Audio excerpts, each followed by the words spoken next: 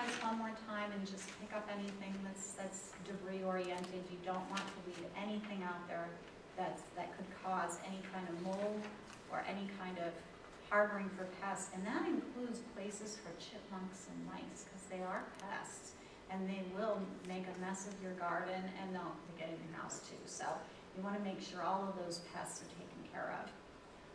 Anything that you couldn't get done in the last 2 months, it's time to finish it off. One of the things that I've recommended in my family, that when it hits late October, it's time to get those driveway stakes in the ground, because when the ground freezes, they aren't going in. So that way when the plow comes, they know where your driveway is and they aren't plowing your yard.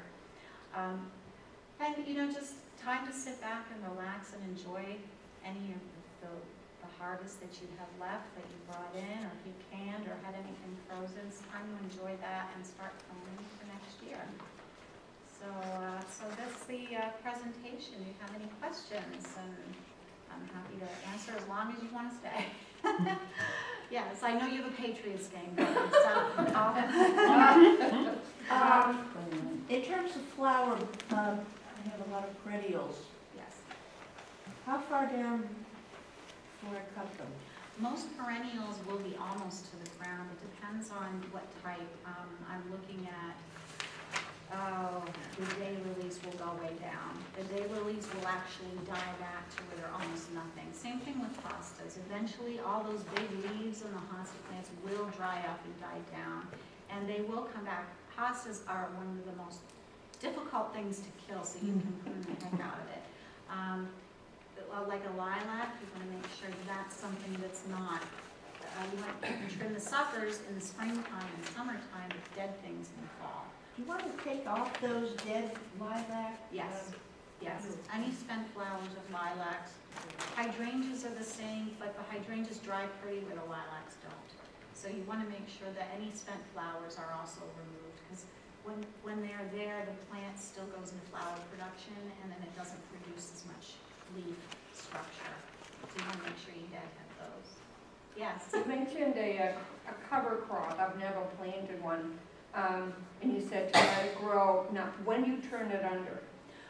Usually you do that just before, like in October. So it doesn't Okay. have a long growing time. Right. It grows Okay. like maybe mid-September to mid to late October. Okay. Because the ground still has to have enough pliability to be tilled. So you don't keep it all winter? You could, and then do it in the springtime as well, but it won't rot back into your Okay. soil Sure. as it Right. would if you did it in the fall. Thank you. Sure. Yes. If you have something like, excuse me, a holly tree or something that you wanted to shape, make it less spread out a little more, do you cut it in the fall? Or? You can prune that in the fall, or early fall. I wouldn't wait too long, but you could do it. And that way it would just be, because you're not trying to, you're trying to encourage shape as opposed to growth. So you're actually trying to limit the growth.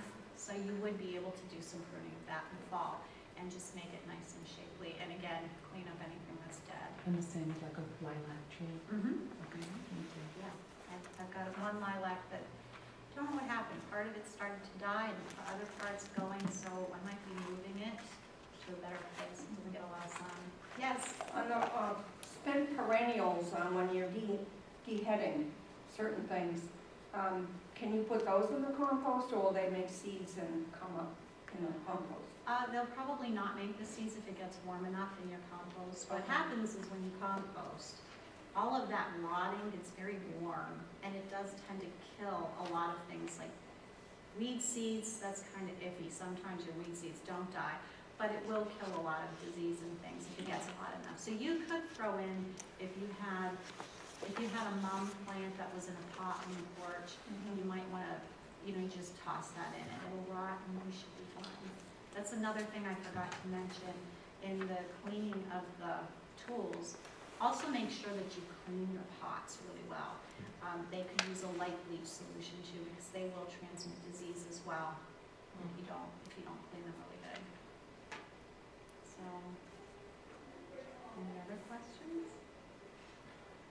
Yes. Where does a hydrangea do best? Sunshine, shade, in between? Well, it depends on the variety, and I have to tell you, I have 3 hydrangeas, and one is in the sun, and one is in the shade, and they do equally fine. They're the same exact size. One gets full sun all day, one gets shade all day, and they are the exact same height. They give off the exact same color flower. It's amazing. But I think they like a mostly sunny place. But what I have found is they don't like wet feet.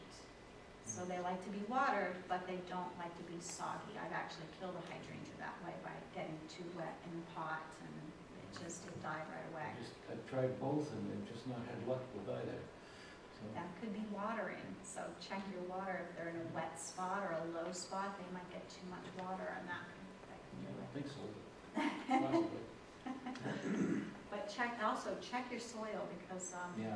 it will, pH also for hydrangeas in particular can affect the color of the hydrangeas. So you could have a pink one or a blue one. Mine happen to be blue, and that all depends on the pH of the soil. So, yes. Why do you mix soil when, to send to the extension? Like, I mean, if you just wanted to treat your garden, that may need something different than your lawn. Well, no, I'm sorry, let me clear that up. You would send in a sample for your lawn, a sample for a perennial bed, and a sample for a vegetable garden. You don't mix The this. sample that I'm talking about mixing, my garden's 40 by 30. Oh, I take samples from within that garden. Gotcha. And my lawn is 2 acres, so I go around and take a little sample from various parts of the lawn to see what each part does. So you would have to do a sample from each portion that you would like to have tested. thank you. Sure. I'm sorry I didn't clear that up earlier. Any other questions? Well, I hope you're all ready to Thank you. put your gardens Thank together. you very much. Thank you. Hi. Thank you.